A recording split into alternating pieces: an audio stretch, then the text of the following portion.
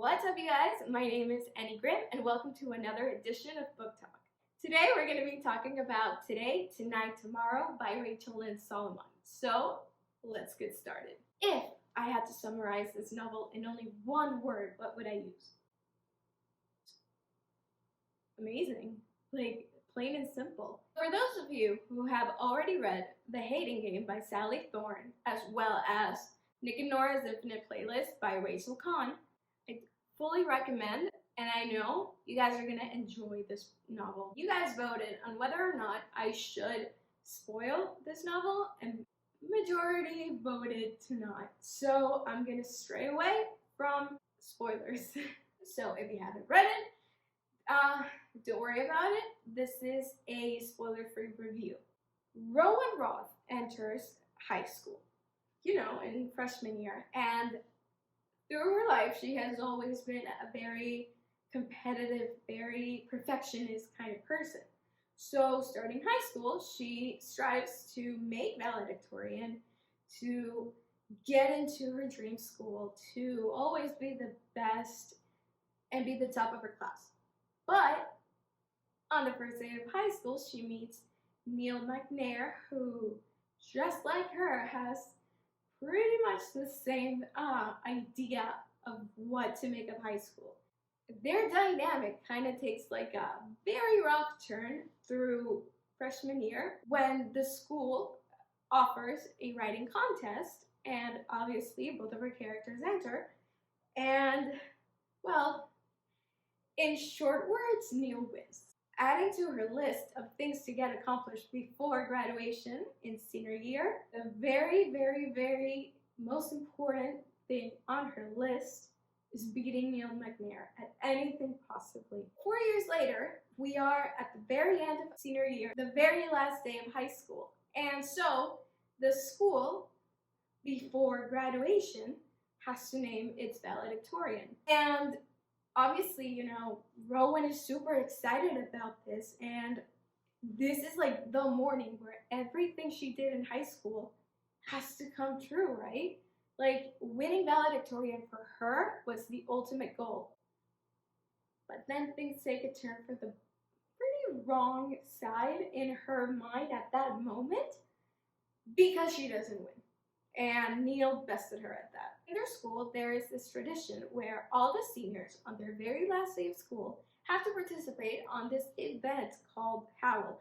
It is a mixture between like a scavenger hunt and the game Assassin, where you have to kill someone and they have to kill you and whatever. Before the game begins, she overhears this group of people who, for obvious reasons, are pretty tired of this constant competitiveness and constant being vested by Rowan as well as by Neil, that they form an alliance, and then they want to basically get these two out of the competition. So finally somebody else can win. But things take a turn because Rowan overhears them, and so she teams up with a very unlikely ally, that is Neil McNair, and so together they team up and try to get the ultimate prize. What's very interesting is that throughout this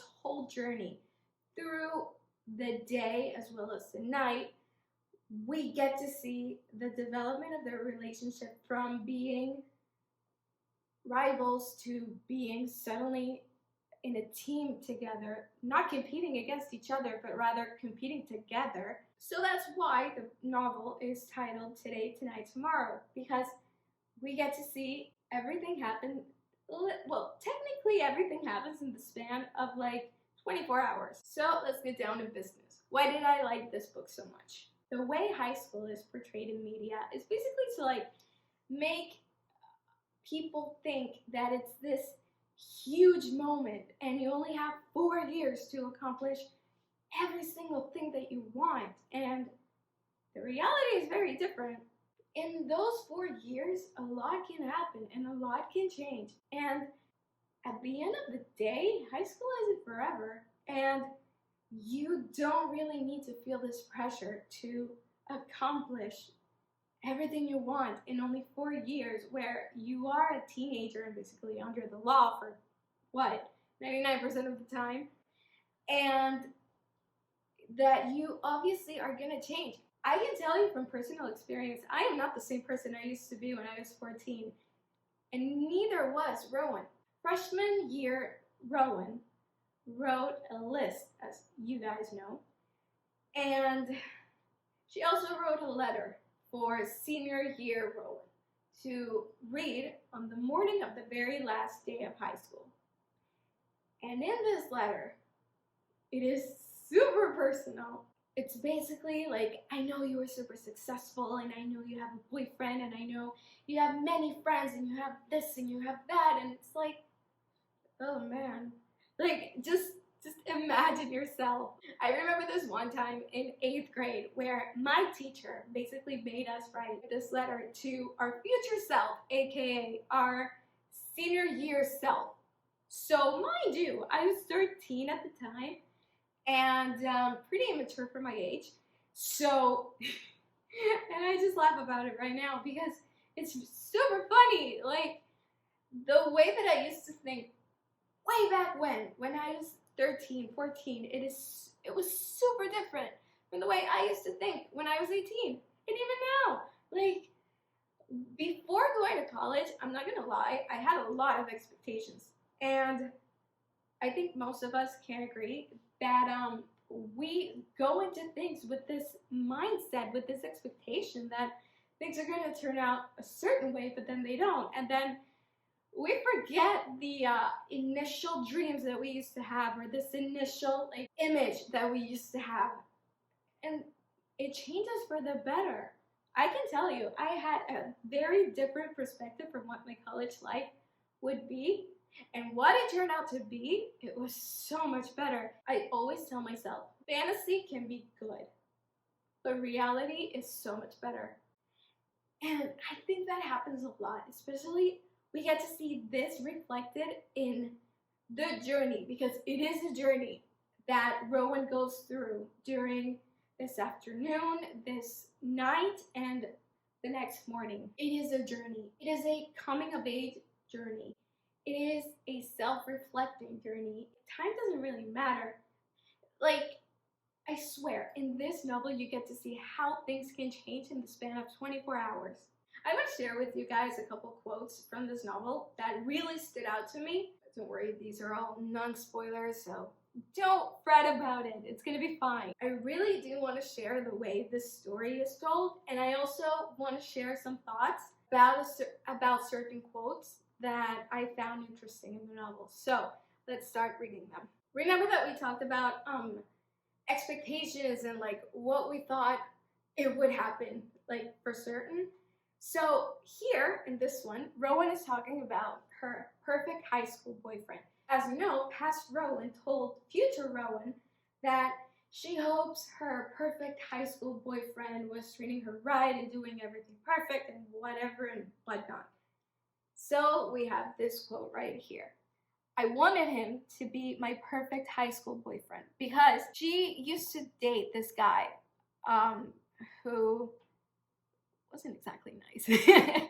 He wasn't exactly nice. He was kind of a douche, to be honest. And so in her head, she tried to make it happen because she thought, okay, so I finally found the guy. I finally found my perfect high school boyfriend. So in her mind, she sees this guy, even though in reality he's not good. And she sees him through rose-colored glasses. Let's use that, rose-colored glasses. And basically, she tries to make him, to turn him into the perfect boyfriend, into the guy she wanted to date during high school. So she says, I wanted him to be my perfect high school boyfriend. The guy I'd one day reminisce about with my friends over cocktails with scandalous names. I dreamed of that boyfriend all through middle school, assuming I'd get to high school and he'd be sitting behind me in English, tapping my shoulder and shyly asking to borrow a pen. You can't really take things for certain. things happen because you make them happen, not because they suddenly happen to you. So it's pretty funny the way Ro thinks about this. It's pretty funny how she has this idea that the perfect guy would just suddenly appear, and then this guy pops up, and here he is. Like, listen, if you like build someone up in your head to this idea, to this perfect idea of what they're supposed to be, if you build someone up in this fantasy world where they are perfect for you and they are this and they are that, the reality will never measure up to your fantasy. And it's a life lesson that I feel like every single one of us needs to learn at least once in our lives. It is a tough one to learn, not gonna lie. It is a very, very tough lesson to learn, but it is a lesson we have to learn. So I want to share this next quote. It is Rowan basically defending why she likes romance novels. And I feel like this is a very common misconception when it comes to the romance genre. People think and assume that romance is just shirtless guys and, I don't know, fantasies and something trashy to read, or like an easy read to just get your mind off of something. But it's a lot more than that. And I really like what she has to say. She says, like, I get it, haha, sometimes there are shirtless men on the covers, but what I'll never understand is why people are so quick to trash this one thing that's always been for women first. They won't let us have this one thing that isn't hurting anyone and makes us happy. Nope.